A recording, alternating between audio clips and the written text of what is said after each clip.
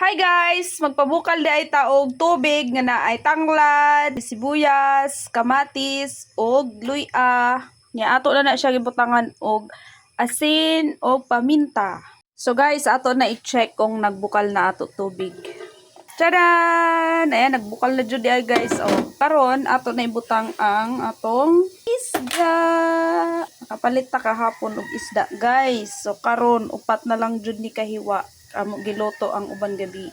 Tipid-tipid style ba guys ba? Dili hutdon pagluto tanan kay murag gyapon dili man mahurot pagkaon. So mo ni nabilin gahapon. Amo sadto gisabuan gabi.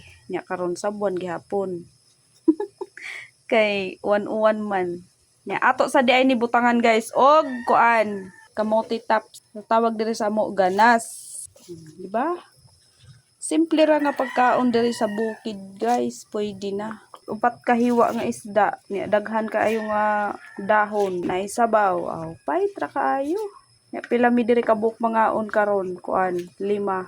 So kuwang og usa. So ang usa magpaumbinig na lang. Dahon na lang ang usa. Kuwang mag usa kahiwa nga isda. So dahon na lang iyaha ug kinsay makauna. So ato sa ni siyang kuanan guys, takpan. Ato huwaton nga medyo maluto ang ato dahon. Check nato ni unya. Okay guys, ato na ni i-check. Tadan! Dili pa ni okay guys kay mga senior baya kuwang nagipon.